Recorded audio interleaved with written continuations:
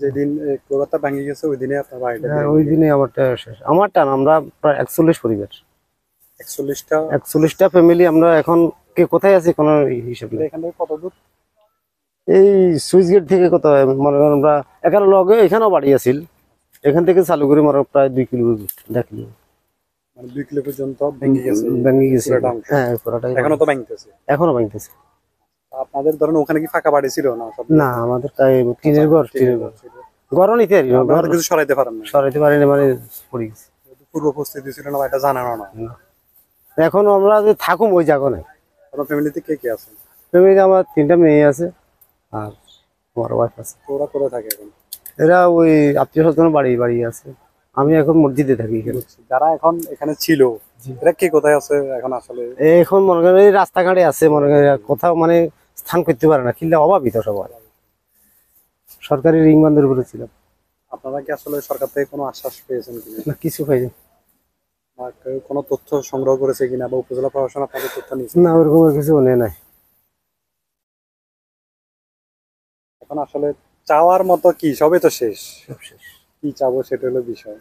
তারপর আমরা প্রত্যাশা করি যাতে সরকার আপনাদের একটা পুনর্বাসনের ব্যবস্থা যদি করে আর কি, যদি এটা সরকার আল্লাহর রহমত যদি তাদের পড়ে। অবশ্যই, যেহেতু এটা ভাঙন হয়েছে, সরকারের পরিকল্পনা আছে। সরকার আপনি কি কাজ করতেন?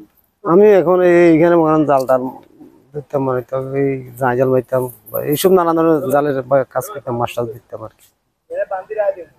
বয়স কত চলছে? আমার বয়স এখন 60-এর কাছে।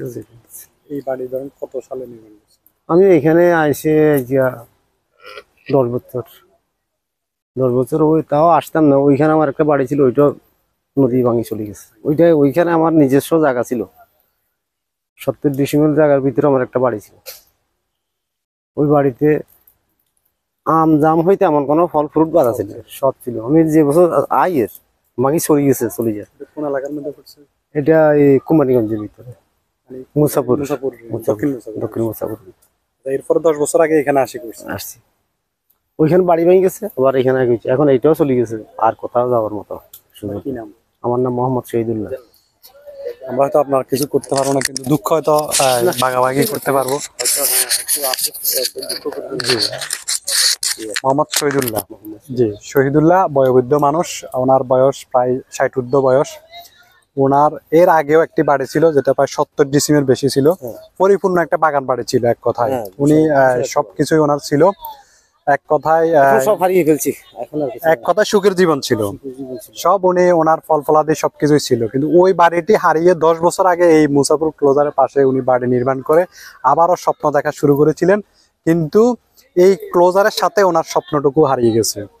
আমরা প্রত্যাশা করব উপজেলা প্রশাসন, জেলা প্রশাসন এবং বাংলাদেশ সরকার এই শহীদুল্লাহ সাহেবের মতো আরো প্রায় 100টিরও বেশি বাড়ি ইতিমধ্যে ভেঙে গেছে এবং আরো শত শত বাড়ি ভাঙবে, তাদের পাশে দাঁড়াবেন, এটাই আমরা প্রত্যাশা করি।